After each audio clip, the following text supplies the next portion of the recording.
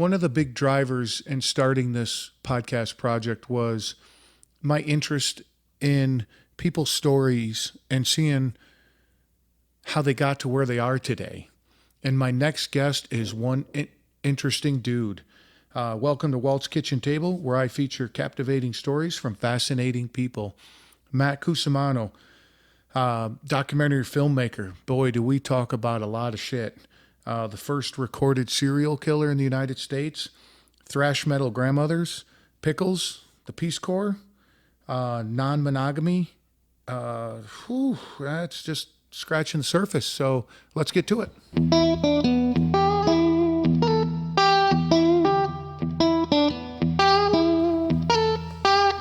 Can you hear me on that one? Yes, sir. All right. There we go. Thanks for coming out, dude. Yeah, thanks for having me. You had to sit at the Lincoln Tunnel for an hour and a half, Way right? too long. No, it was more like 2.5 hours. Holy was crazy. shit. Yeah. You said you turned around? Yeah, I turned around. I got like within 8 blocks. I'm like, forget it. And then I drove up to the Washington Bridge up there. George Washington Yeah, Bridge. and and that was a lot better. I feel like I'd still be sitting in the line for the tunnel right now. What the hell, is that like that every night? I don't know. I try to avoid it. There's no reason why I want to go Holy in Jersey man. at that time. So Yeah. I remember one time, it was in the middle of the day, I think it was like a Wednesday or Thursday. I went from Jersey to New York, into New York through the Lincoln Tunnel, and I was doing 65 miles an hour through the tunnel. I'm like, this is like post-apocalyptic, man. What? I've never been able to go this fast through the tunnel. It's like that scene in Men in Black. Where it goes up on the side. Yep, that's what I feel like when there's like no traffic in the tunnel. I'm like, That's yes. actually pretty funny, yeah.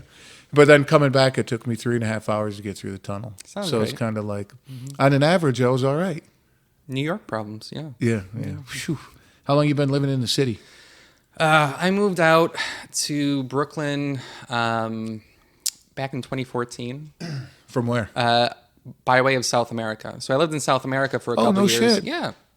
And then I moved back to Chicago briefly and then moved to Brooklyn to eventually go to NYU for graduate school. But I recently moved to Astoria in the last couple months. So this is the first time I've been living outside of Brooklyn since moving With east. 14, Yeah. right? What'd you do in South Africa? That's interesting. Well, it's South America. Oh, I'm but sorry. it's- No, Jeez. no, here. It's been a long So day. it's funny you say that because I lived in Guyana for Peace Corps. Okay. And oftentimes I'd say, hey, I live in Guyana, South America. And then my care packages from the States would come back eventually after months and months and months. I'd figure out that someone put Ghana, South America, not Guyana, South America. Oh, wow. Or they'd put Guyana, South Africa, or something like that. It's just like, it's just such a very American thing to do. So no points against you because that's everyone else, you and everybody else. Oh, wow. You know? So what took you to the Peace Corps? Well, I went to film school in Chicago, and all my friends moved out west after film school, and I said, you know what, fuck it, I don't want to do that. I'd rather do something different before trying to climb a corporate ladder out in LA. So I said, you know what, I'll try Peace Corps, and back then you couldn't choose where in the world you could go. They just like threw a dart. You signed up and off you went. Threw a dart at a map, and that's like wherever they think you should go is where you go. You know. Huh. And what'd you do over there? Or down there, sorry. See, I'm still doing it. No, it's okay. So I was a community educator was my official title, but I also got sucked into a bunch of different stuff because I was the only person down there with a media degree of any sort. So everyone from different NGOs wanted my help with stuff to the State Department, the embassy U.S. Embassy down there, to just like local villages to like, hey, you have a camera. It was like this Canon T2i. It was nothing impressive, but they're like, that's better than anyone else that I know. Can you shoot a thing? So And that anything. anything. Just interviews, anything. And from a filmmaker's perspective, like Guyana is just it's a golden pot of stories down there that most people haven't even touched. Yeah. It's about the culture, it's about different intersectional politics, it's about different international affairs all coming together in the Caribbean because it's another fact about it, it's in mainland South America, but it's technically a Caribbean country. Huh. There's 3 countries like that. There's Yeah. Belize in South and Central America. That's a Caribbean country. And then Suriname and Guyana in South America are also part of the Caribbean. So, Huh. yeah. They have And their they're own part of the main continent. Well, they're just not an island. Yeah. They're not an island. But like the EU, they have their own communal system down there called CARICOM. So they're part of CARICOM, but the big difference is they don't have a shared currency. So What currency do they? they have their own Guyanese dollars, but the EU, they have euros. There's no common currency amongst different CARICOM nations. Okay. Yeah. Whoa! And you 2 years down there? 2 years and change. Yeah. Did you go anywhere else in the Peace Corps? I wanted to do I wanted to do other mini assignments, but once I came back to the States, I accumulated so much debt so quickly. You have to be debt free, or at least can prove to the government that you have a plan of tackling your debt while you're overseas. And I accumulate between grad school and then starting my own small business and just shooting and like all the requirements it takes to like get gear around New York City. Right. Like I just accumulated just an exponential amount of debt. So there's like no way I can do Peace Corps for the foreseeable future because of that. Holy cow! So to be part of the Peace Corps, you can't carry debt or or you have to show an active plan how you're going to eliminate it. Well, there's a lot of different requirements, but that's the main one. Yeah, is you have to show your debt. Yeah. Yeah, that's kind of you have to show your fact. finances. That's one position in the government where you have to show and prove your finances. So, well, this would be a good time to let people know that you're a. How do you categorize yourself, job wise? Job wise, I've been told by many professionals that I have a very unique resume, which could be very frustrating for some, or good, or beneficial, depending on how you look at it. But unpredictable. So I would consider myself a nonfiction filmmaker. Nonfiction filmmaker. Okay. So I'm trained in documentary. I'm also trained in narrative fiction as well. That was my BA. So I know both worlds of both fiction and nonfiction. But I only say nonfiction because I do documentary, but I also do all those live event things too. Sure. Well, you got to keep the refrigerator full, right? Yeah, some documentarians, they slide by without ever having to touch a wedding in their life. Whoa. They're like, oh, you do weddings? I've heard about guys who do weddings. Oh, that must be crazy. Yeah. You know what, though? My experience with wedding, because that's kind of how we met years ago, right? Right. Working together.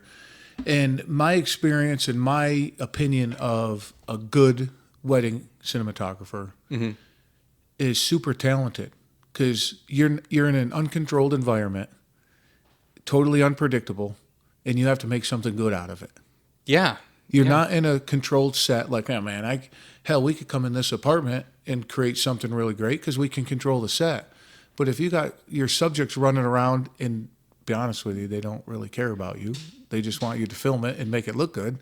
That takes a lot of talent, man. It's hard work. Yeah, I've had union cinematographers approach me, and they're like, dude, fuck, you shoot weddings? That's hard shit. Yeah. And I'm like, I saw the commercials you've made. And he's like, no, but that weddings is a completely different chapter. So Yeah.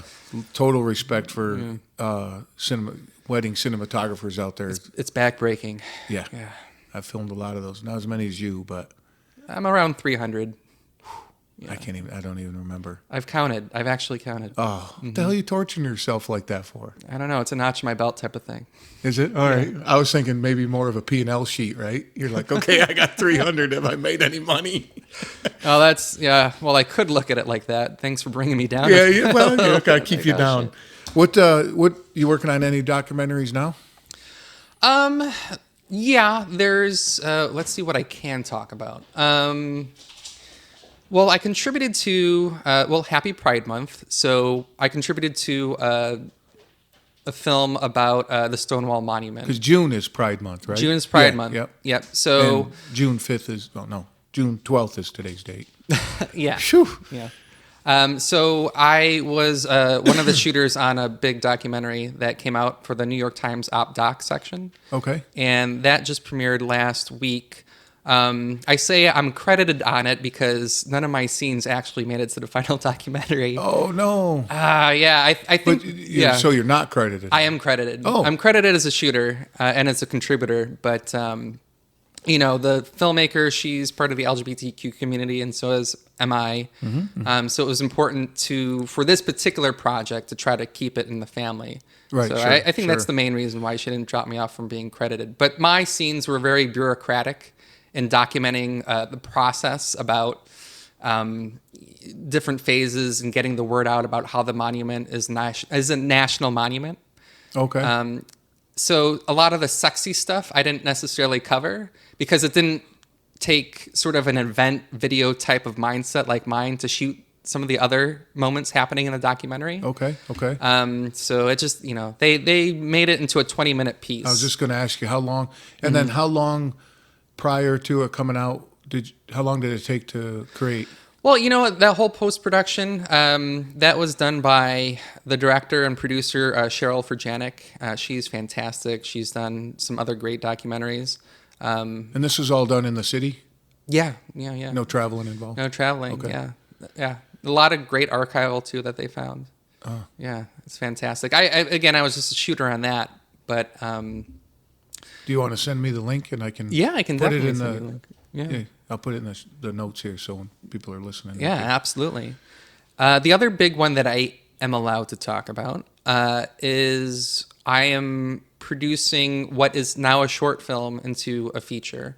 So the short film is about a 97-year-old Holocaust survivor that now sings death metal music. Get the fuck out of here. Yeah. Yeah, I jumped into it after the short film was already Man or made. woman? A woman. Whoa. Yeah. Where's she live? She has like 3 different residences. So is it like the death metal where she's like, Yeah. Oh, yeah, shit. that stuff. Yeah. Oh, wow. Yeah. That's pretty cool. Yeah. I mean, there's a whole through line between, you know, not to get political, but her biography as being a Holocaust survivor, Right. you know, right, in sort of course. Nazi Germany. So the trends in global fascism that she sees has inspired her to come back out and then make death metal music. Because she used to like write songs for Dean Martin and a bunch of other people. That is so cool. But her life is totally overshadowed by like bigger personalities in like old world Hollywood. Yep, you know, yep. particularly men who kind of overshadowed her talent. Yep. So we're like, we think now is the proper time to expand on her biography and That her is life, so especially cool. since she's still around, and give her what she deserves, which is a full length documentary. So what's the difference? My wife and I were watching some shows, I guess. Mm-hmm. What's the difference? How long does to be classified as a full feature film? Is it 88 minutes or 89 minutes? Isn't there a minimum minutes that it has to be? Definitely at least 80. 80? Yeah. It might vary by a couple minutes from festival to festival. But it's right around there. Yeah. How about a short film? Is there requirements? There isn't a required minute, but there's strategy behind it. You know, it's easier to create a 15-minute, at most 20-minute short that would fit very easily into a festival, adjacent to a feature of related material. If you make a 45-minute short, it's a lot harder for festival programmers to fit that in. Oh, I see. Okay. Yeah, That's cool. so it's not necessarily a minute requirement. It's just a strategy for getting your film shown. But so there's not a minimum minute requirement to be classified as a feature film? I thought I heard that. No, there is. Oh, 80, around 80 minutes? Yeah, it's around 80 Okay. minutes, yeah. Okay. Yeah. There is one documentary, or I guess it would have been a documentary, that you and I talked about a long time ago, and I don't know about the trains. Are you still working on that, or is that one you can't talk about? I can't talk about that. Okay, so we'll move on from We'll that. move on, yeah. That was so Sorry, cool, though. NDA All right, yeah. stuff. Yep, NDA. All right, moving on. Anything else in the works you can talk about? That's the big one. So the short version of that metal documentary is called Death Metal Grandma, and you can look it up online right now. It's a 20-minute doc, and Death Metal Grandma. the filmmaker, fantastic, talented, young Jewish woman named Leah Gallant. doing a great documentary about another Jewish individual doing, some work in the twilight years of her life. Yeah, yeah.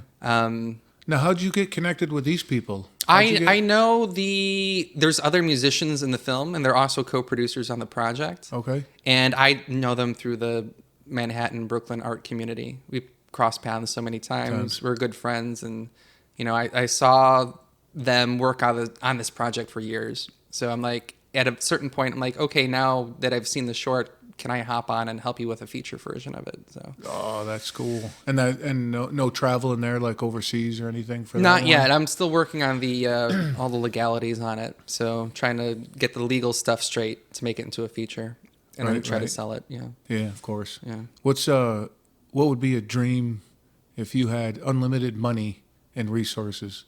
What would be a subject you would create a documentary about? Oh man. Did I bring any of my? No, I have journals written about this stuff. Oh, nice. Yeah. There's a lot of dream projects out there. I feel like I am obsessed with outliers and misfits, like societal outliers and misfits. I love the story of the individual. I'm not a political documentarian. I leave that to other people. I appreciate it, but it's not necessarily for me individually. So give me an example of an outlier. So the info that I sent you on that ghost writing dating profile person, like someone who has such a niche job, and you wonder like what kind of person has this kind of job, like what kind of mentality does it take? That was super fun to watch. My wife and I had a good time watching that. Yeah, I'm glad you did. I like how you did the editing on that as well. Yeah, shooting, editing, everything. Yeah, I like how you clipped it up. Yeah, so people like those, just strange stories that you hear and.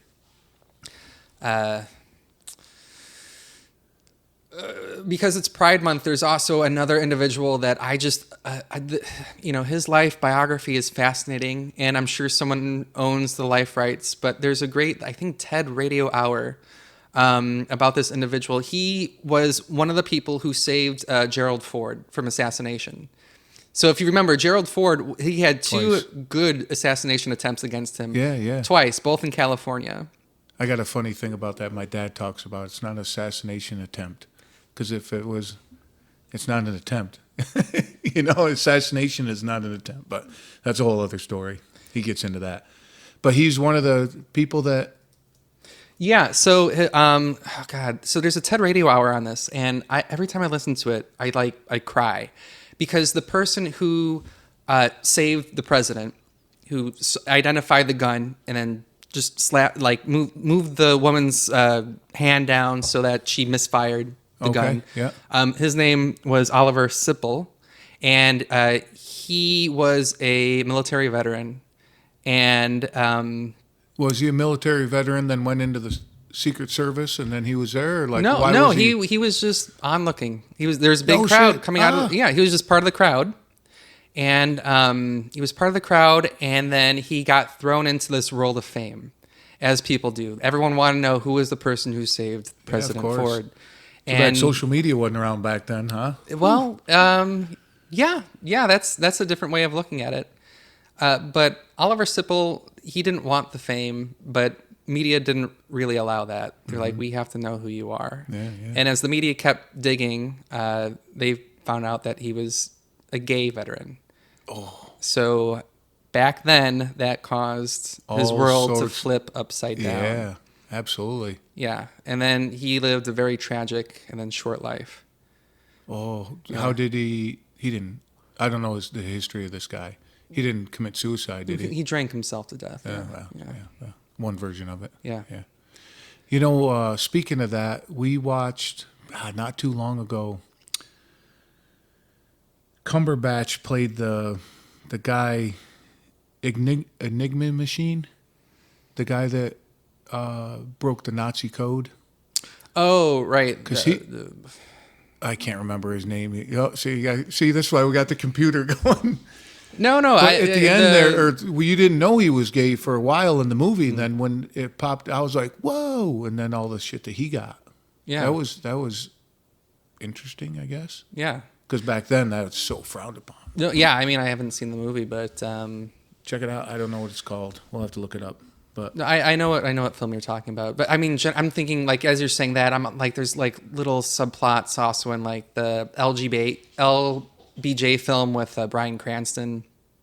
Same thing. It's like, oh, one of his staffers is gay, and it just it comes out in certain ways, and then it's this whole moral dilemma that I feel like particularly this month there's a lot that can be done for the LGBTQ plus community. Yep.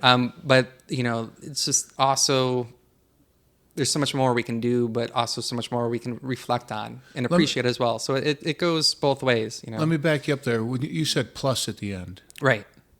so can you elaborate on that? Yeah. So LGBTQ plus. So there's other factions within the queer community.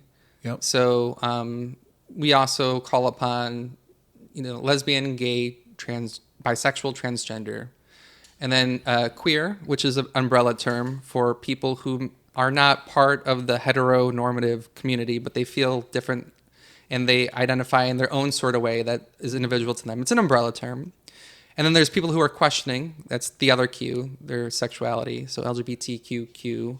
Okay, so the second Q, I was going to ask you that as well. The second Q is questioning. Questioning, yeah. Okay. There's also I for intersex. So people with a chromosome of both genders. They used to call them hermaphrodites. Oh, okay. Yeah, All right. it's no longer a term we use, but All right, sure.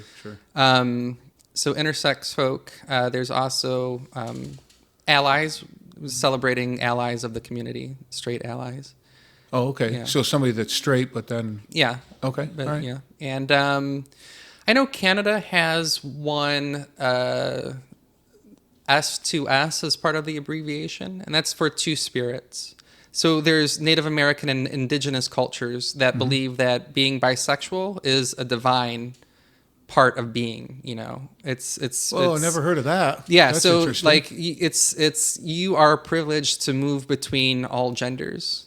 In terms of being attracted to them. So that's seen as like a gift from God in some Native American cultures. And why did you reference that to Canada? Because it's not necessarily a term that I hear in the American... I was going to say, I've never heard that before. Yeah, I have a lot of Canadian friends, and I hear that more up north than I do down here. Yeah. So any big activities going on with that you're going to be involved with this month? Like... Well, I mean, just that the release of that film that I was credited as a shooter on, The Monument, that's one of the big ones. Other than that, it's been I've never been to a pride parade. I've always shot weddings. Yeah, I guess the timing on that would be bad for you. The timing right? has always been bad. I think one year when I lived in Chicago, I was helping a friend move. And I remember that distinctly because You're like, I was... damn it, why am I moving this couch? I was helping her move from the South Loop up to Lakeview, which is the worst place to move from point A to point B during a pride parade in Chicago. In Chicago? Yeah. So we were trying to move her entire apartment in just the thick of it all. Oh, that didn't go well. Yeah. So stuff like that has always kept me from... So what about this month? I'm doing less weddings, and I just happen to have the day off. So Where is it at? I assume in New York. Yeah, it's the right? Manhattan one. It's the Manhattan one on. So what part of Manhattan do they? It's it starts in the Village. I'm assuming. This is how ignorant I am. I'm not even 100% sure. You find out as it gets closer, right? Yeah, obviously. Do you actually know the date? Yeah. No, I didn't wrote down the date.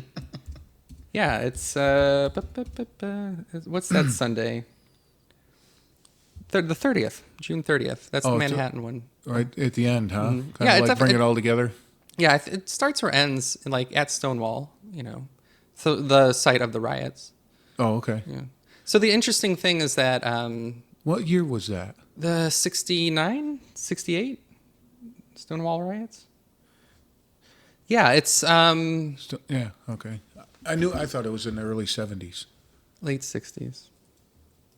I mean, it used to be a protest, the march, and now it's more of a celebration, and because consumerism now, there's just a lot of brands that kind of target, spread their name while they're there. Yeah. Well, the American way, right? Any way to make $1. Right. Yeah. Yeah. I lived in Colorado Springs, Colorado for years, and they had a huge Pride festival every year. Just took over all of downtown. Crazy busy. Always a good time. When did That's interesting, yeah. So what about yourself though? When did you know that you were? I guess you have to identify. I'm not sure. No, I'm open about it. So obviously, I'm talking about it. So I identify as bisexual, and I kind of had hints of it growing up, but I only just came out to my parents on my 30th birthday last year. Whoa! So How'd they take it? We did it over margaritas. Always, Yeah. got to grease the slope there a little bit. Yeah. Well, it was more than that because we were cracking jokes at the expense of my parents because they were getting a little bit older and forgetting certain things. And my brother was there and we were cracking some jokes. Now, has your brother known at that point? I mean, he's known for at least since I came back from Peace Corps because I tried taking him to some clubs in Chicago where it was like, dude, nah, this ain't for me. Yeah. He's like, oh, man, look at the time. He's like, I got to go. He's like, dude, I want to party with you. I'm like, do I get to pick the place? He's like, yeah, sure, why not? So I picked the place. And he's that like, only happened once, huh? We've compromised since then. I mean, that's a tough little story because my parents, we were cracking jokes at their expense, and they started crying because, it hit them how old they were getting. What do you mean by... Because we in our sort of low moment were making sort of ageist jokes at their expense. Oh. Yeah. So they were sad that they were like getting get older. with the times kind of jokes? Mm-hmm. Yeah. Okay. I can see that. Like why haven't you moved on to GPS or something like that or online banking? Yeah. Like you're still sending in paper checks. Come on, Dad. Yeah. That type of thing. Yeah, about a week ago, I was standing in line at the grocery store and a lady whipped out a checkbook. I was like, what the fuck? Yeah, checkbook. I don't even know what that is. Right. Yeah, and we were cracking those kinds of jokes over margaritas, and and they broke down just like you guys are cracking jokes, but you don't understand how personal this is for us getting old. No shit. Yeah. And then you decided to tell them, and did you? Well, or was that the plan with that meeting for you? No, that was not the. I mean, I thought about it. I thought about it. I drove from New York to Chicago for that, and I was thinking about it on the drive over, and I'm like, you know what? Since they're already crying. Well, I got some other stuff for you too. Yeah, I may as well at this point. How'd they take that? Like, what was their first reaction? My dad didn't care. He's a moderately conservative guy, and he's just like, yeah, all right, live and let live. I think he's just gotten to the age where he's pretty apathetic about a lot of hot button issues that usually would rile up other people. Oh, okay. Yeah, makes sense. My mom sort of stone silence for a bit. Huh. And she's not mad, but I still think she's in denial. In denial? Yeah. Now, did they come back with like, we might have thought of that, or we had some ideas? That's the first thing. The first thing my mom said. She's like, "Oh, I knew it. I knew it all along. I knew it." And I'm like, "What are you talking about? No, you never saw me bring any guys home. What are you talking about?" Yeah. But I think she just wanted some sort of power in the situation where maybe she didn't think she had any. So she may have interjected something that I can't verify as fact, but I let her live with it. All right, Mom, you knew all along. You're right. You're you got good. it. Okay. Yeah, give her that, right? I'll give her that if it makes her happy. And then we got talking about the subject of, was it controversy or the difference between conventional and non-conventional marriages? Yeah, we touched on that. Let's talk about that. That was really interesting to me in our communication. Yeah, it was something that I alluded to in that documentary I made about online dating. It's called The Love Industry, and the name comes from the fact that working in weddings for so many years, a lot of people do refer to it as the love industry. You're monetizing off of somebody else's love and personal romance. Of course, yeah. Which is just become such a. I was working the wedding industry when I got married, and I knew it all. We've been working in that prior, and my now wife, I said, come to one of these wedding shows, and you'll see what happens It's so fucking weird. She It's came so and she's fucking like, weird. "What the fuck this? Oh my God, we're out of here." Yeah. Yeah. I mean, if you really look, I think so many people that work in the wedding industry or the love industry, whatever you want to call it, they're so just entrenched in it all. They don't ever step back from it and just look at like, wow, this is kind of fucking weird what we do. Yeah, yeah, You know? yeah. Well, my theory. See if you agree on this. My theory is with weddings. What I tell people nowadays is the DJ and the food are for your guest. So make sure you got good entertainment, good food, and video and photo are for you. Right. Other than that, Yeah. don't spend as little as possible on everything else. If you're trying to, obviously, if you're trying to do it on a budget, Yeah. you know, if your parents or you got some money that, fuck it, you know, spend it, right? Yeah. But those four things, I believe, are high elements in a wedding. Yeah, I mean, the way that you put it between what's for you and what's for your guests. Yeah. I've never thought about it like that. Yeah, because all your guests give a shit about is if the food is good and the music's good. Yeah, true. But yeah, with weddings, I think the big irony is, and I'm outlining a book about this actually, Nice. that I've been shooting weddings for 10 years now, about 300 over that time, and I don't even, monogamous marriage isn't even for me. I look at these couples all the time, and I'm like, cool, I guess. I'm happy that they're happy. I'm happy. I'm happy that you're happy. Yeah, but I could never do that. Ah. Yeah, I could So, never do that. are you in the you want to cut back on doing weddings, filming weddings, right? Is that your goal? Yeah, I mean, I've done them. I do enjoy them. I love the people who hire me for my personality. You do great work too, by the way. Thanks, I appreciate it. It's sort of like the 3 Ps in the business, right? Price, personality, and product. Right, I think my product's fine, especially for the price. Yeah. But people usually hire me for my personality. So the reason I was asking is, are you like driving more toward those types of weddings, not like traditional weddings? Are you driving? Are you No. advertising that you do more of those, that type? Well, or? no, let me circle around. I mean, the reason why I say personality is because, especially couples in the outer boroughs, they get a vibe that I'm not all corporate. Okay. You know, they're like, yeah. we want someone to film our wedding, but it kind of weirds us out that there's this whole like industry structure Right. behind it, and people just see you as just another contract that they got to push out as quickly as possible to make more money, to make room for more people. And they talk to me and they research me and they kind of understand that that's not necessarily my vibe. They don't really know why. They're just like, well, Matt communicates and can empathize in a way that certain people in the industry that I've researched haven't. Right. And that's where my unique resume comes in. Like I've done Peace Corps. I'm trained as a documentarian. I do a lot of different nonfiction stuff, like a lot of other wedding shooters do. But I have this whole other background in anthropology, culture, like living in the field, living abroad, and also the training and practice of it all. Right. And I don't ever say like, oh, by the way, like I'm ethically non-monogamous. Yeah. Hire me to shoot your wedding. They're just like we get a sense that you can understand things on a couple different levels when it comes to what we want out of a wedding filmmaker. Right. Yeah. Right. So what's the weirdest? No, I use the word weirded, but Yeah. what's the most interesting wedding that you've done?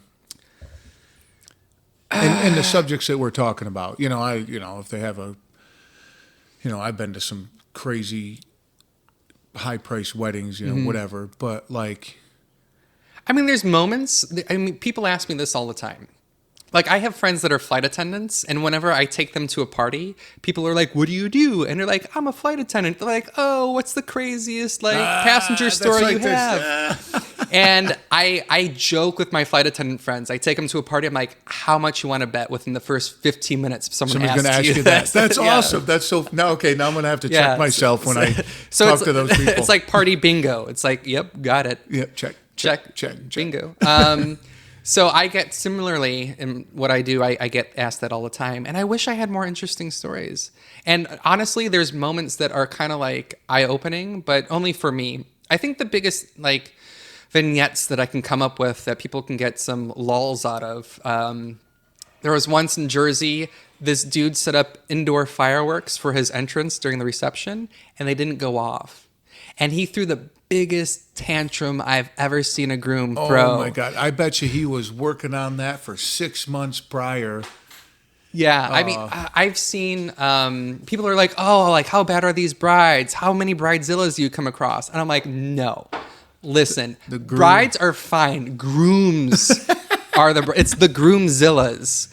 Groomzilla, I've never heard There that are one. so many like just emotionally fragile men out there that see their wedding as the perfect performance piece to show off to their friends, unlike any brides that I've ever seen. Oh my so the God. dude crying, literally crying because his indoor fireworks didn't come off during his introduction, during reception. That's, I think, but that's just one example of like things I'm sure of like compartmentalized in the back of my head about whiny grooms.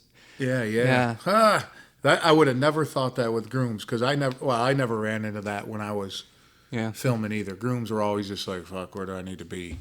Well, that's getting the other drunk. half of it. Like, it's the lazy grooms. Yeah, it's the getting lazy drunk grooms, Yeah. It's like, just tell me where to be. I just want to drink with my bros. So just, I'm like, but those aren't necessarily my clients. Those are other people's clients. Right, Yeah. right. I asked other people's clients, I'm like, oh, is there going to be some good dancing?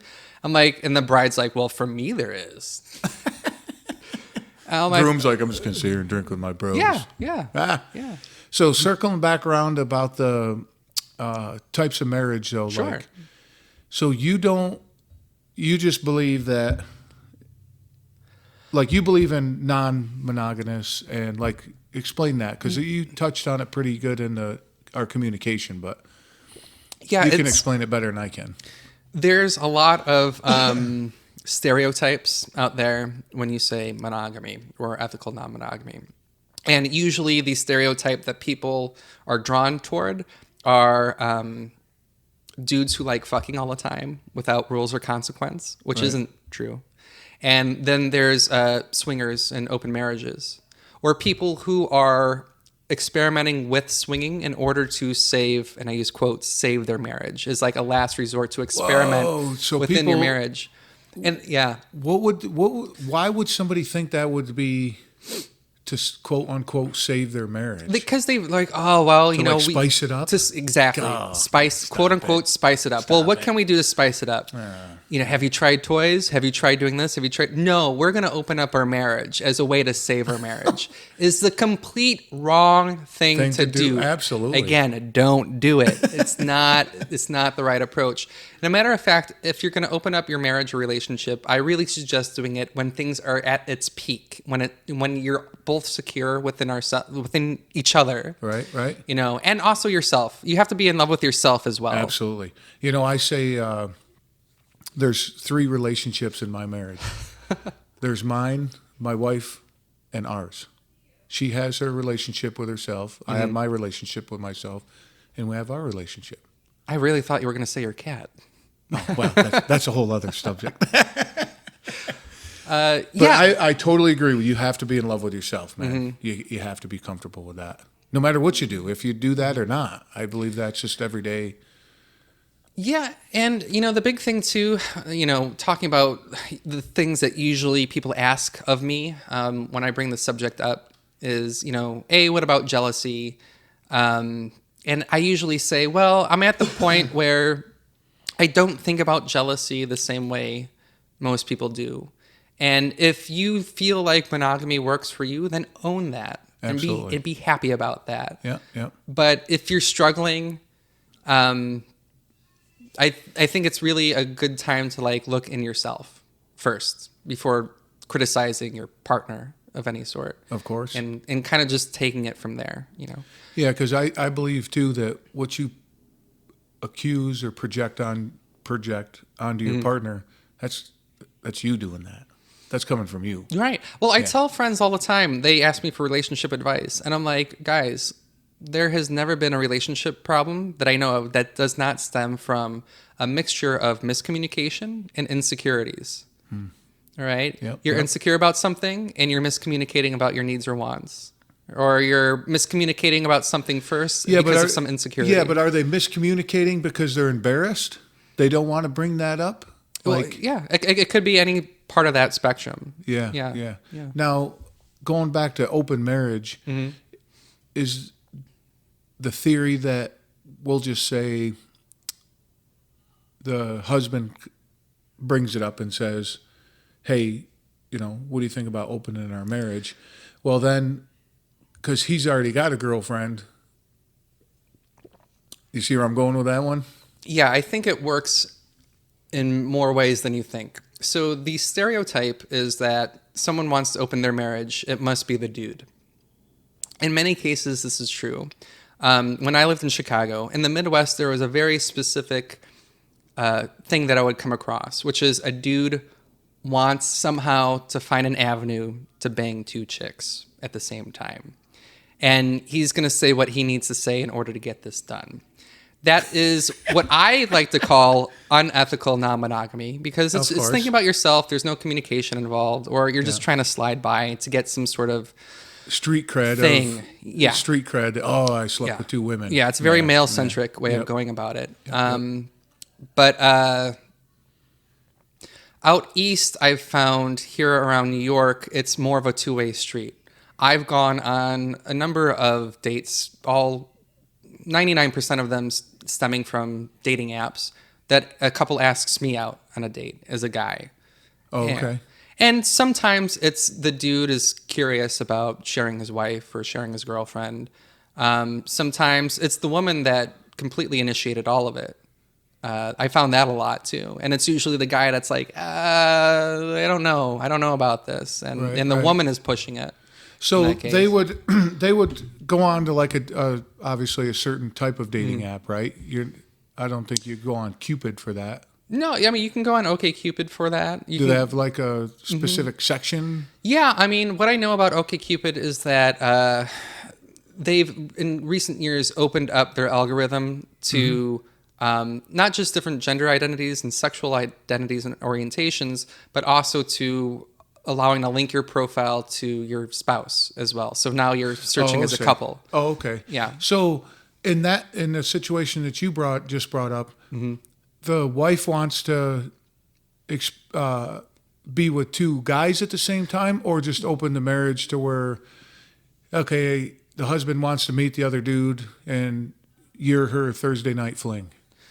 Usually as a group situation, in my personal experience, I can only speak for me. Of course. Yeah. So in my personal experience, I've received a lot of messages from couples that are interested in me as a group situation, not necessarily sending his wife out on her own. Oh, okay. To go out on her own. There are people like that, certainly, but that's somehow that's not my demographic. I don't know. Yeah. I don't know why. Well, I could see like my wife and I want to open our marriage, and both her and I meet you just so I can be comfortable with who you are, knowing that on Wednesday. I'm sorry, is this a hypothetical? I knew you were going to go there.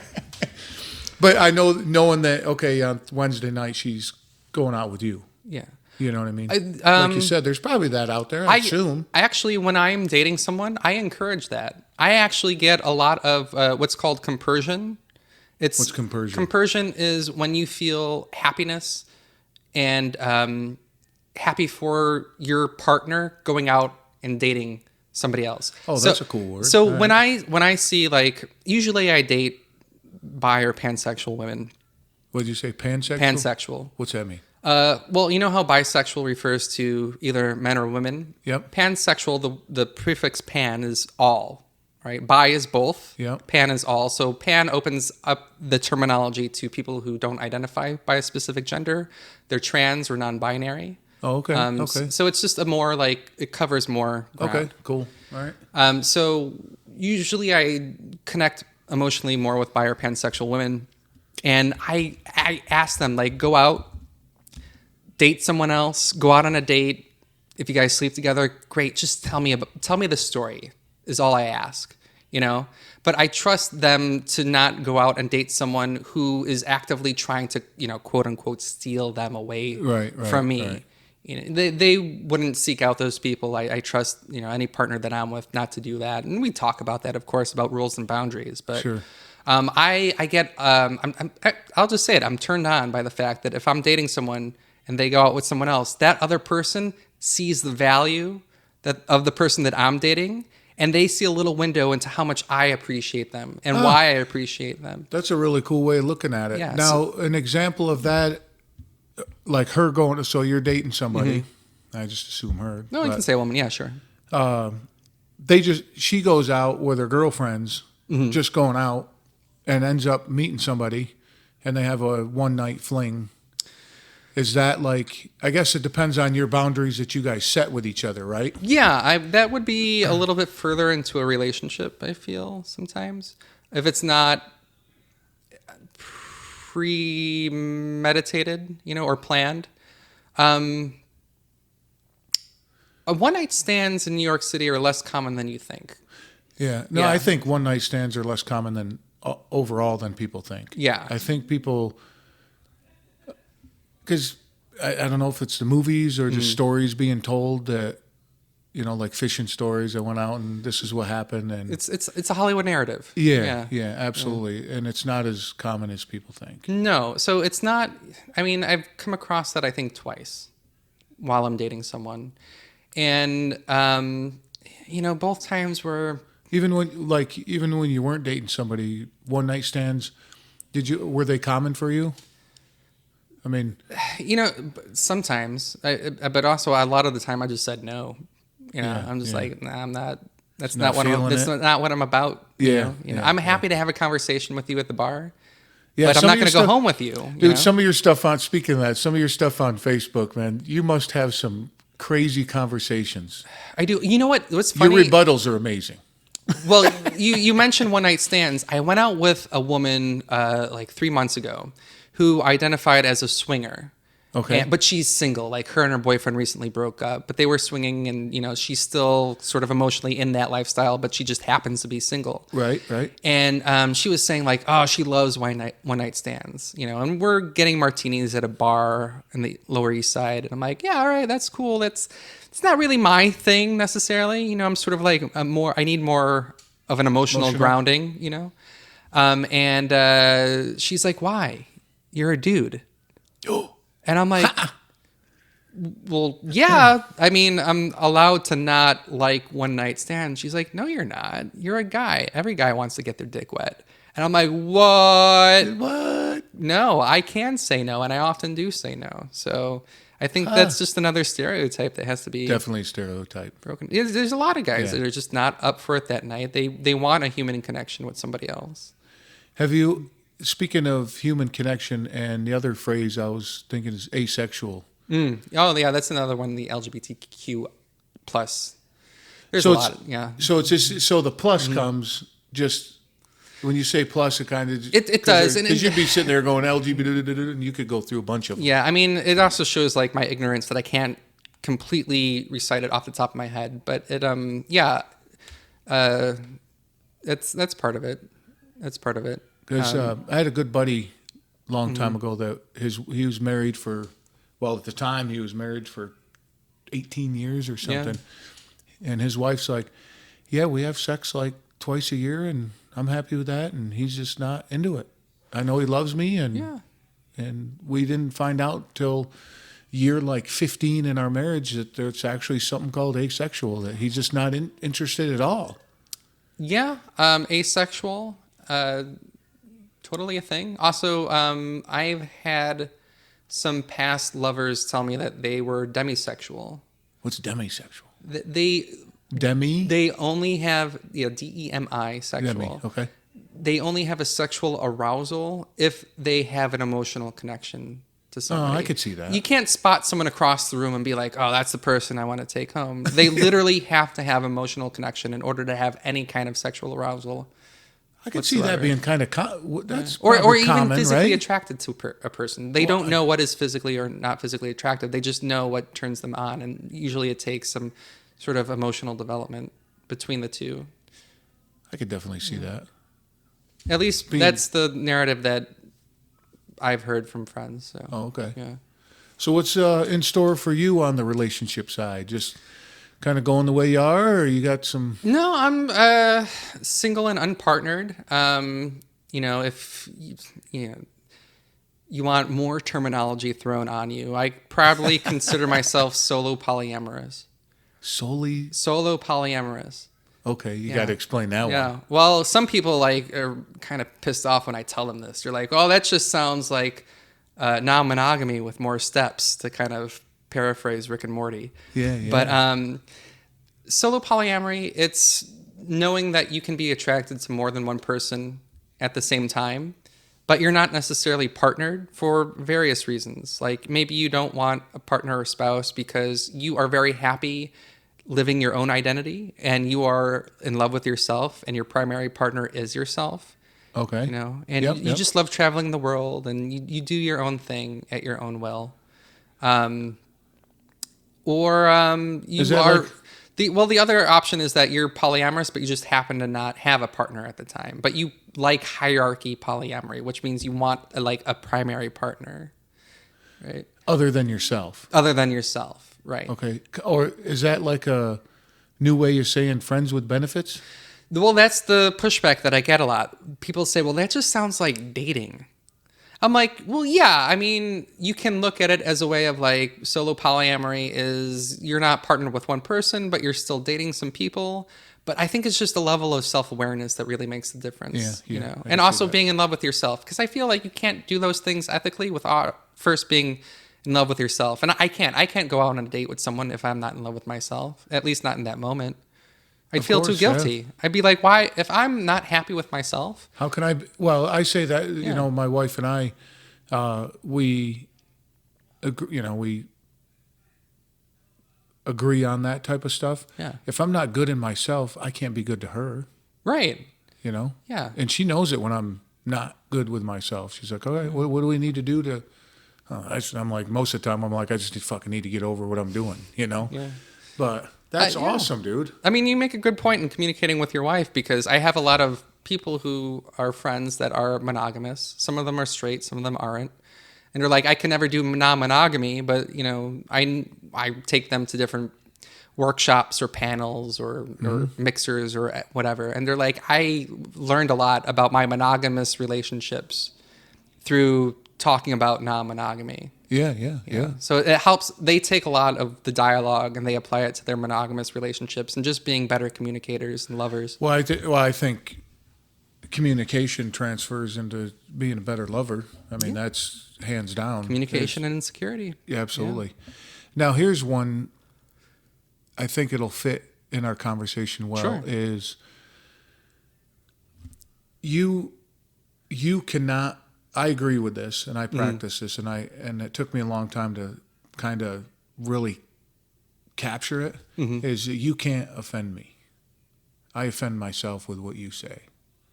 Like a personal attack on Yep. on yourself. Right? Yep. And the reason I bring that up is because I'm wondering, do you get a lot of negative pushback in your sexual state or in Well- your sexual preference? Yeah, I mean, the reason why I live in New York City is because it's the I was path gonna of bring- least resistance. You know, Yeah. like everyone comes out to New York to explore themselves on some level, artistically, emotionally, sexually. Sure. So Epicenter for that. that plays into it. But I've gotten to the age where I don't care anymore. You know, You don't. I mean, here's the thing, so being a white, what they would call a straight presenting guy, like I could run into in the street and like, oh, that guy's not gay. Then he must be straight. I live with knowing that I have a certain amount of privilege in my life where people don't have to question me a whole bunch. They just assume that I'm straight when I meet them. So just by that nature, I don't get a whole lot of pushback. But I've gotten that kind of pushback from the gay community. There's What you're trying to hide it or something? Well, Like, there's what there's kind there's of pushback you get from there's that? resentment. Like a lot of times I've tried meeting gay men and they're like, I couldn't hide myself for my adolescence and adult life. I had no choice but to come out eventually. And you Right. get to hide behind the fact that you're also attracted to women. And I can't hide behind that. Right, right. So I'm forced in a different way to push myself out there.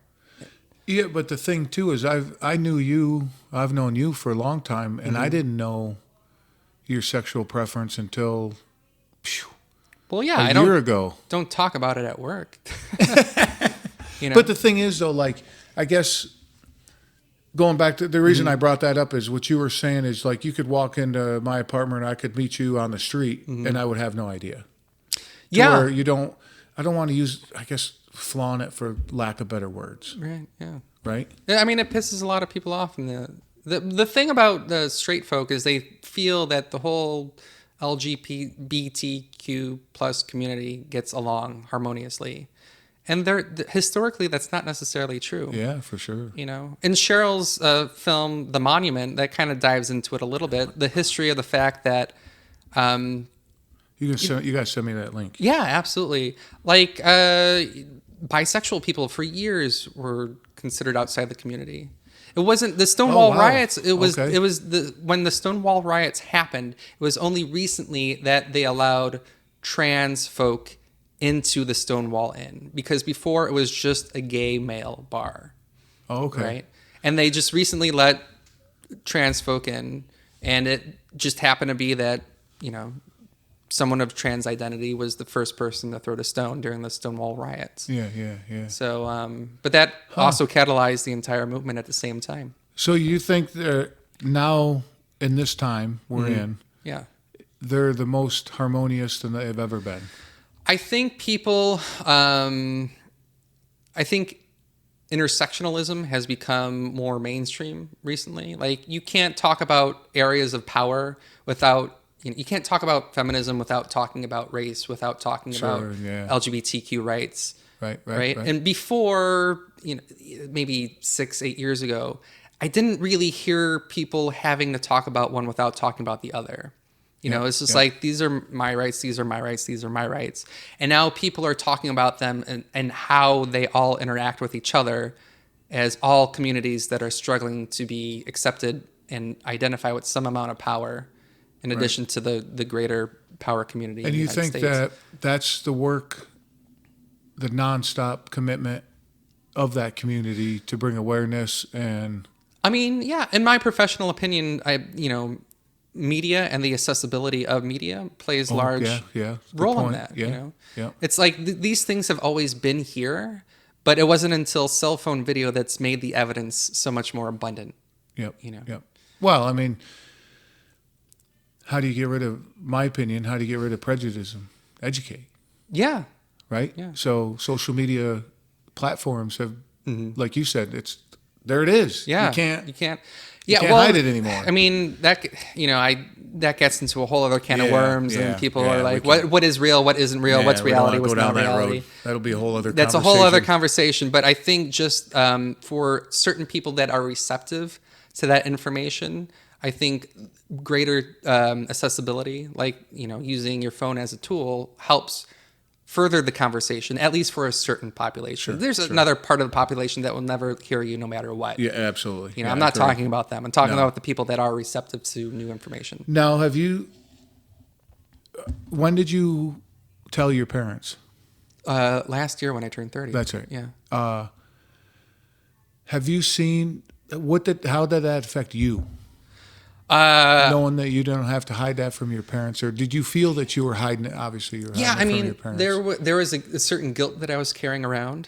I mean, like I told you, the gay community resents a lot of bi and pansexual people for being able to hide behind being attracted to the person of their opposite gender. Yeah. And I felt like I was doing myself a disservice waiting as long as I did not to come out to my parents. So I felt it was necessary on behalf of the community, but also myself, and being able to communicate about different personal problems with my parents. My mom, since I was, as long as I could remember, was like, I want to be your best friend.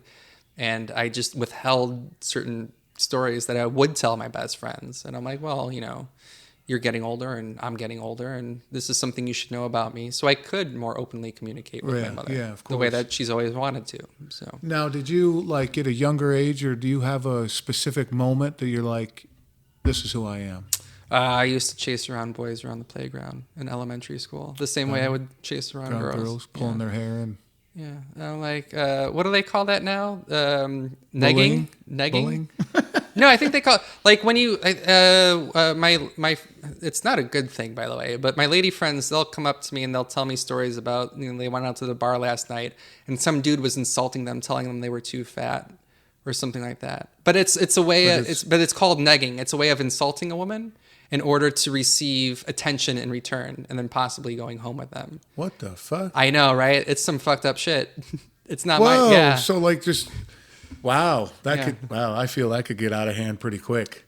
If you have somebody that can't handle that. Well, it's not ethical in my opinion. No, Yeah. that's no. Wow, I never heard of that. So do you think, too, with your, and you have done it already, and you'll assume you're going to continue to put the word out, I guess, like through your talents of filmmaking and help support that community? Yeah, I mean, the whole point about stopping my life from moving out to LA with my friends after film school when I was 22, and then saying, no, I'm going to join the Peace Corps. And then coming out of that and saying, no, I'm still not going to move to LA. I'm going to move to New York City and get a master's degree in documentary culture and media. It's to use my emotional profile and my skills, my background, my privilege as well, to help amplify the voices of people who have less materials on hand to do that. Yeah. Oh, So, that's cool. I mean, I am always at the service of people who need their own voice amplified in some way. Nice. And that's why I choose nonfiction and documentary filmmaking. And it some days when I'm looking at my, my balance sheet, I'm like, why did I do this to myself? Why? It's oftentimes you're a starving artist, right? It's like you get work, but it's low paying, and a lot of the times you just know that you're doing it for a good reason, but it's not going to pay the bills. Yeah. And if you break that down to an hourly rate, it just don't do that. Don't do that. No, all the hours of consultation and emails and travel. I'm not even talking about re-edits. That just triples it up. And then another question I had too: where did Mango Tree come from? That came from so the context is my own self-owned documentary production company is called Mango Tree Productions, and it came from living in South America. So when I grew up in the near suburbs of Chicago, we'd buy fruit at the grocery store, and sometimes I'd be like, "What's that thing over there?" And my mom would be like, "Oh, it's a mango. You want to try it?" And she'd buy one and take it home and eat it. I'm like, this is kind of gross. It's mealy. It's not sweet or bitter. It just is, It exists, I guess, and you can digest it. But I'd never really thought about it until I lived in South America and actually picked the fruit straight off the tree that it came from. Totally different. And it's totally different. Yep. So the whole point about my documentary work is that when you actually go to the source and study the environment and the people around it, you'll find a story that you would have never imagined from afar. That is super cool how you put all that together. That's really neat. Yeah. I got goosebumps just thinking of that. Yeah. And a lot of my style is reflexive as well, which means that I examine not just the subject that I'm looking at, but I'm not afraid to film the filmmakers filming the subject as well. Because I feel like your lens, not just the actual 35 whatever lens that you're using, but your actual perspective influences the way that you see different things. And I feel it's important for any audience to also take into context the person who's filming the subject as well as the subject itself. Yeah, I agree with you. It you tells on that. an additional story. It may change the context completely as well. That's really cool. Yeah. So I encourage reflexivity in all of my documentary work. Ooh. And you can find that on your website? Sure, yeah. Yeah. Some stuff. I had I'm allowed to. I was going to say some stuff. Yeah. I had the same type of experience with pineapple. I've always loved pineapple. Did you know that pineapple grew in the ground before you? Yeah. Well, here's an interesting fact. Speaking of that, I just found out that pickles are cucumbers. What? If you could see your face right now, dude. You're an adult man. Yeah. About a couple weeks ago, my wife and I were hiking, and she brought some pickles, little cornichons or whatever. And I was looking at it. We're up in the woods and sitting on a rock, and I was like looking at him like, how do we get pickle? And she's like, what? I was like, where do they come from? I didn't know where pickles came from. I love pickles. I love pickles. Yeah. You know, you want to know a good a party trick? Okay. With a pickle? No. Is this going to get extra? No, it's not. Actually, it's very, very tame in relationship to everything else I've talked about. All right, so this is my big thing. Okay, there's a couple techniques I have if you're going to go to a party and you know nobody there. Okay. All right, one of my techniques is you go to the grocery store, and the grocery stores in New Jersey are really good for this. You buy the largest jar of pickles, whole pickles that you can find. The big fat ones, the right? 1 gallon glass jar. Oh, no, that big. That okay, big. yeah, I wasn't even going that big. Okay, all right. You go to the party, you plop it down in the middle of the table. Everyone's going to ask, who the fuck brought the 1 gallon jar of pickles? That's amazing. And they're like, that guy. And they're like, all right, what's his name? I got to talk to that guy. That is super cool. Yeah. That's super funny, man. Yeah. That's actually a good idea. Yeah. Because everybody brings like the standard shit, right? Yeah. So that's just the way. Nobody brings a 1 gallon glass jar of and pickles. if you go to Costco, it's probably like $4. Yeah, no, some dollar stores like out in Sussex County or something that's like $5 for a 1 gallon jar. So speaking of dollar stores, I always have to tell this fact.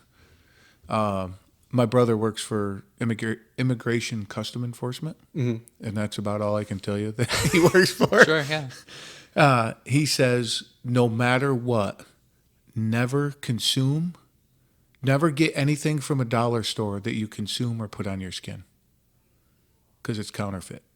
Oh, yeah. Even if it says Colgate on it, it's not fucking. Well, I learned that when I lived in South America. Yeah. Oh, because you were packaging it, right? Well, no, because everything is counterfeit.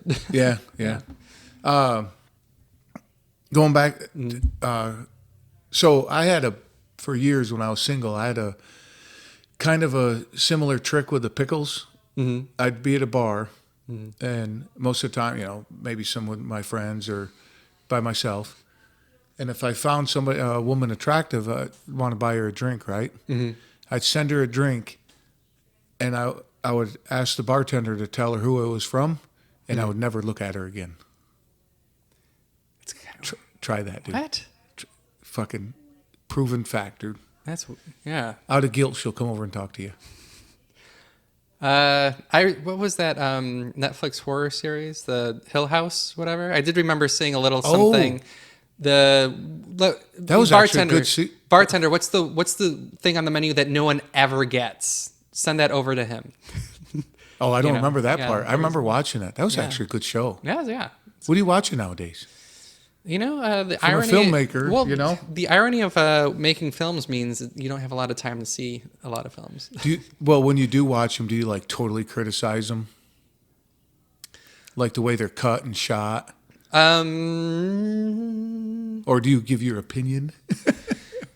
Yeah, I mean, there are certain takeaways that I have, but sometimes I'm just so exhausted of making my own movies. I want to watch something I don't have to think about that hard. I call that bubblegum stuff, like Yeah. a bubblegum read or a bubblegum watch, where it's just... But what I always see in movies, or especially TV shows, is like the camera's on you, you're talking, right? Mm-hmm. And you have the cord to your headset. Mm-hmm. And then it comes over to me and I'm talking, comes back to you and your headset's opposite, or the cord is different, or a necklace is different. Oh, the continuity errors. Continuity, that's the word I was looking for. Thanks, yeah. The worst I ever saw was in a Bourne movie, Jason Bourne movie. Mm-hmm. It was one of the first ones. And a guy was in, like, the war room. Right. They're trying to track Jason down, right? Sure. And he's screaming at everybody I want him on this TV, and I want him on this TV. And he's got a long sleeve, like, white shirt on with a tie. Yeah. And then it turns to the people like clicking away at computers and showing everybody like hustling and bustling. And it turns back to him, and he's got a short sleeve blue shirt on with a tie. It's pretty bad. I was like, what? Yeah. Nobody saw that? Well, there's a dude that does this for a living. There's a YouTube channel called CinemaSins. CinemaSins? CinemaSins. Oh, And he just busts all that up? Yeah, and he'll just be like, in 20 minutes, I can totally break down Mission Impossible 2. And he'll just ream into it. I don't want to go that far. Yeah. That kind of ruins it. But Those are bubblegum ones for me. I think it's hilarious, though. Yeah, I could see him doing that. I usually watch one while I'm, because I edit a lot from home, so I'll make my own lunch hour. And I'm like, well, what am I going to watch during lunch? Yeah. And I'll watch a movie, one of those things. Yeah. And the other thing on TV shows that's really bad, so we're sitting here at this table, right? Mm-hmm. And the camera's on you, but I'm talking. Mm-hmm. But you can see like my jawline, and my jaw is moving, and it's nowhere near. Yeah, That's a huge one. That's like in every fucking TV show I watch. It just bothers the shit out. That's a very common editing technique. It's pretty accepted, though, that what you're looking at and focusing on is someone's reaction shot. So they should be focusing on you, not on my jawline in that specific frame. Yeah. So, right. I mean, the big rule of thumb is to cut on emotion before cutting on continuity. If there is a very good emotional reason to have lean on that, not on the continuity. Not on the continuity. Okay, yeah, that makes sense. That's cool. Because these works on screen should be emotional works. Right. But you're going to get continuity errors anyway. I don't know. I just picked that apart a lot. Well, the problem is if you notice that the jaw not moving completely in sync with the words that are being said, that's a problem on the TV show or the movie. Why are you so much more engaged on the continuity error than the emotional content of the scene? That's a problem that the director should have. With them. And then like, did you watch Game of Thrones at all? You said you don't watch a lot of TV, but well, I didn't have. It took off when I lived in South America. Oh, okay. And so when I came back, I'm like, well, I feel like I'm already lost. Oh, okay. Yeah. There was this one, I don't know. I know Game of Thrones people destroyed me on this, but it's after one of the castles was in a battle and it was all destroyed and beat up, right? And they were rebuilding the castle. Yeah. So there's this scene. Of course, people are working on the castle and they're carrying logs and bricks around and shit like that. And then some of the main characters are standing there talking. Well, behind them, one of the walls was made out of plywood. Yeah. And it was like, I believe it. Obviously it was plywood. And I was like, okay, yeah, that was plywood wasn't around, or there's, it just didn't fit. Right. And it was just obvious. But some of the classic ones is like Braveheart. You ever see those? Like the guy had one of the arms had a watch, and there was a plane in the sky and shit like that, I feel that guy that's the kind of shit that guy would be tearing apart. Right. Yeah. On the continuity. Yeah, to a certain extent. I feel like the CinemaSins guy will let little things go, but he'll tear apart like big obvious ones, especially when it has no relationship to the story whatsoever. Right. Yeah. So, when's the last time you were actually in a movie theater watching something that you had no connection with? I had to clarify all that because you'd be like, and nothing that I had contributed to. That you went to see and said, you know what, I think that's going to be a good movie. I'm going to go watch it. A Star is Born. Did you like that movie? I found it charming. Okay, charming. I like that word. But the problem is, towards the end of the first act, there's a big emotional moment for Lady Gaga or Lady Gaga, depending on who you are, and Bradley Cooper when she first comes on stage. It's very emotional. Yep. And I feel like the rest of the movie tries to live up to that moment, but doesn't quite make it. I agree with you on that. And so it peaks emotionally quite early for me. That's my only issue. I would agree with you on that. Yeah. And then at the end, I was like, oh. I'm like, well, yeah, that makes sense for the story. Yeah, I got to wrap up. That's the way to wrap up the story. I wasn't as drawn to that, but that's the other thing I do watching. You can do it with TV shows and movies. Is my wife and I, or even some friends, will be watching something, and I'm like, okay, that's the end of Act 1. Now we're going into Act 2, and they're like, what? I'm like, yeah, well, we got that. Now we're moving on. Yeah. It's kind of fun to pick that out a little bit once in a while. Yeah. So when you said that at the end of Act 1, I knew exactly what you were talking about. Any movies interest you at this point?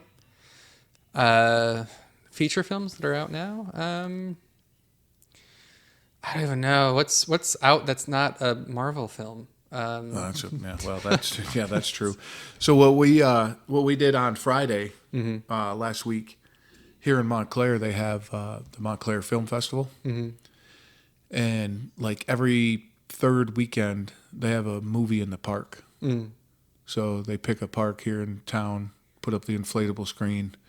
Yeah. And depending on what we're doing, we actually went and watched Spider-Man Into the Spider-Verse, the animated. Oh, right. That was actually pretty good.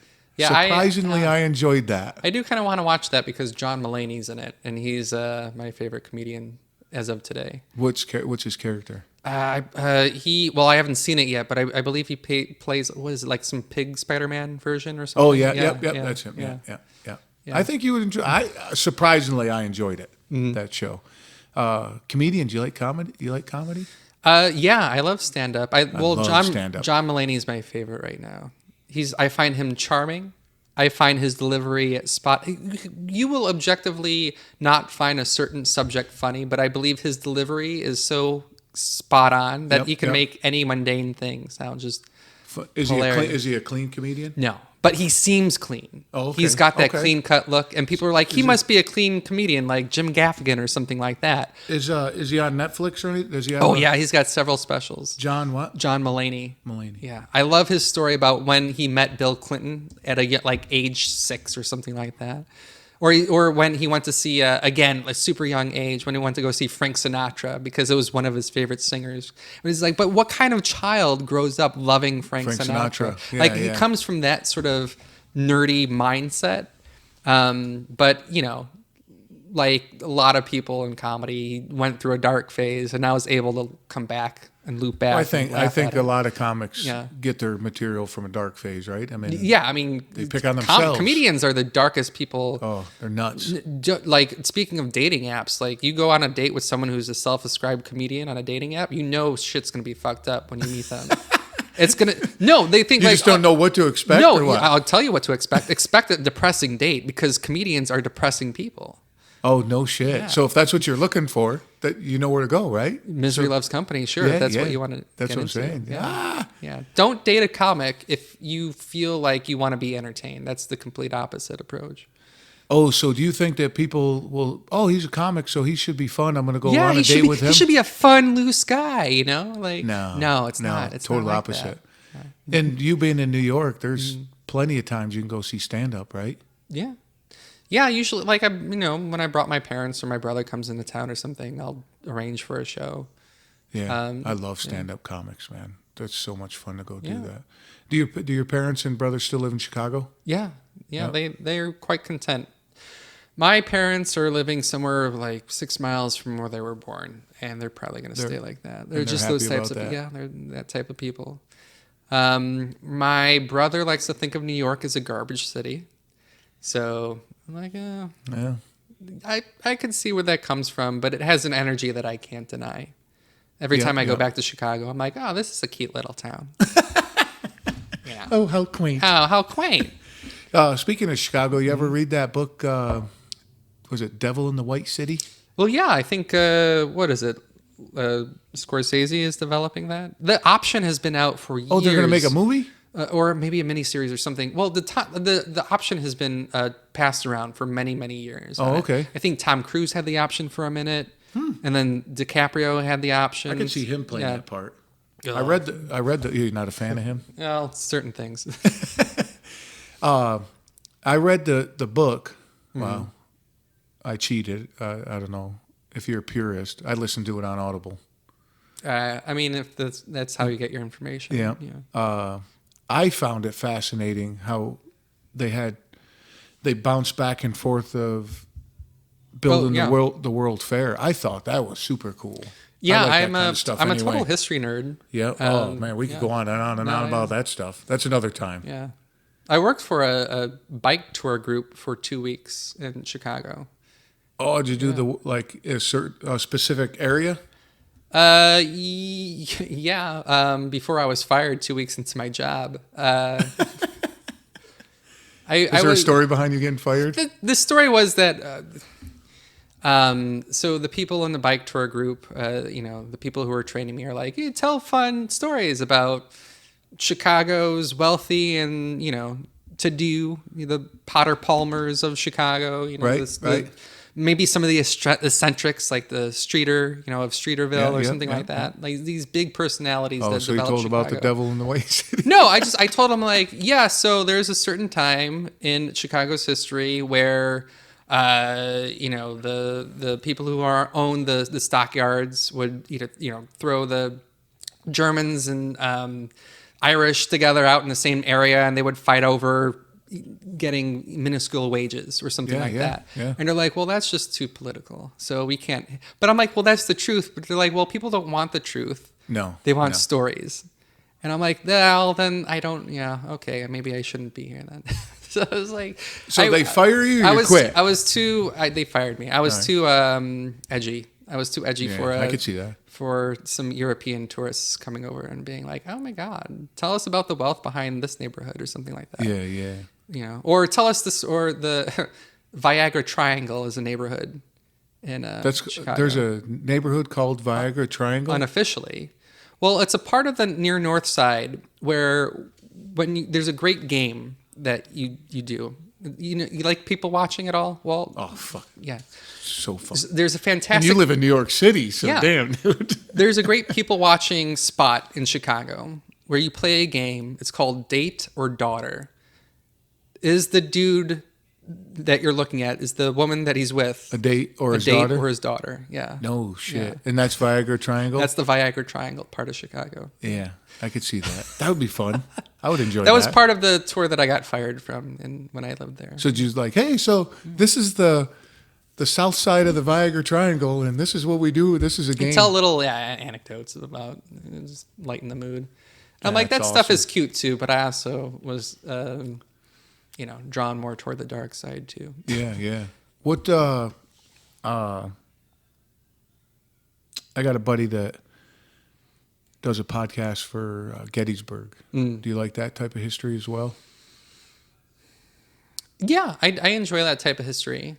It's just, I just grew up with Chicago history, so that's a lot easier for me to... All the gangsters and shit. Regurgitate, yeah. I met James Ellroy once. Huh?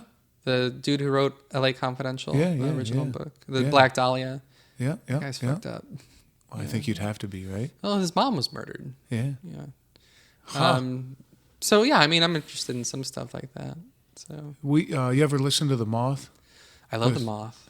Do you listen to the one where the guy was, he didn't know, but he was living next to Whitey Bulger? I don't know. Probably not. If usually I listen to The Moth when I'm on my way to or from a wedding in New Jersey. And I tune into NPR. Yeah. Yeah, that's our go-to for when we're on a road trip. We just we click on The Moth, and that's what my wife and I listen to. But then there's this other one. A guy paddles a bathtub across the English Channel. Mm-hmm. That's a good one. Yeah, you look that up. That's a good one. But yeah, Moth is a good story or a good platform. Yeah, I love that series, especially when you have a certain duration and you're forced to think about your story in a certain way because you have these constraints. Yep. Yeah, that's the best part about The Moth. It's because you have to hone in your story and have to have it meet certain points on a certain minute. And that I'm very impressed by people who can bring an entire story and emotional arc in around 5 minutes. Yeah, 7 minutes at most. Yeah. Yep. That's how this podcast got started. This isn't 5 to 7 minutes at all. No. But I like storytelling. Mm-hmm. I like talking to people and stuff. Yeah. We like The Moth. And here in Montclair, they have the film festival has Story Slam, once a month. And my wife and I, we do this surprise date thing. We've been doing it since we've been together. Surprise date, like you both invite a Tinder date out to meet you at the.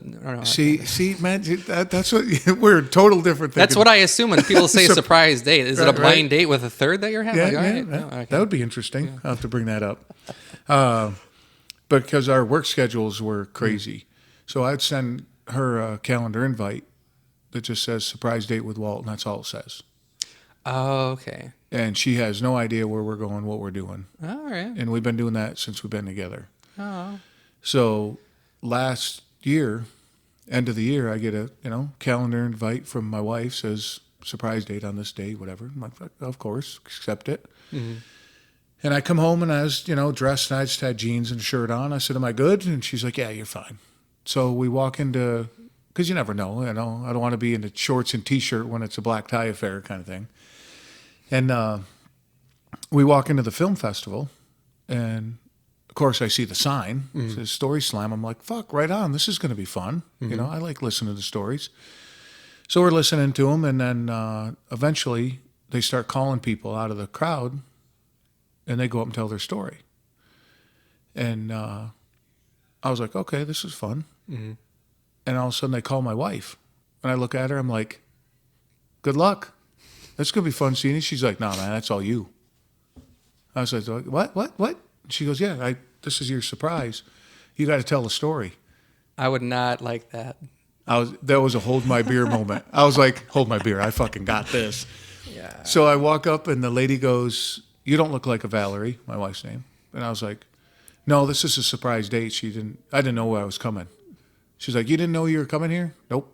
You having a good time? Yeah, it's a lot of fun. She goes, you didn't know you were going to tell a story? Nope. She goes, do you have a story? Lady, I got stories. And she's like, did you rehearse it? I said, I lived it. She's podium's all yours. Good luck. Yeah. Got up there, got standing ovation. Only guy that night got a standing ovation. That was a lot of fun. And I was like, you know what? That was super fun. I enjoyed that. And I said, I'm going to start a podcast with kind of on the same thing. Obviously, it's not 5 and 7 minutes, Right. but just having conversation, telling stories. So my introverted ass could never do something like that. you just couldn't walk up in front of a whole room of people and start telling a story? I've outlined several Moth-like stories, and I don't even think I've alluded to any of them in the hour that we've been talking. There's stuff that are way crazy that we've been talking more than an hour, by the way. Well, whatever. But I can totally fit. That's the concept of time I have. But I can fit it in a specific duration. There's certain things that I'd love to tell, but I need to outline and rehearse. So And to rehearse? I need to. So if I ask you right now to give me 2 minutes of a story, could you? I'd probably do it like a politician and kept fishing for more time. We could be here all night then with it. Yeah. Just give me a topic though. I'm big on editing, so. Oh yeah, no, fuck that. Yeah. Just a topic though of a story. There's a story. Fiction or nonfiction? Oh, nonfiction, of course. Mm-hmm. My first college girlfriend, the woman that I lost our virginities to, that person. Oh. Cheated on me, landed up marrying the guy. And then years later, she called me as one of the first people that she asked about advice to open up her marriage. And I was happy to give it. They called me. Why don't you come over? No, not like that. It was just such a cathartic. It was a cathartic moment. That's the whole point of the story. Is that at that point I didn't really care necessarily who it was that she married. It's an old friend that came to me wanting very personal advice, and my heart was filled that she came to me, and I was happy to give her advice.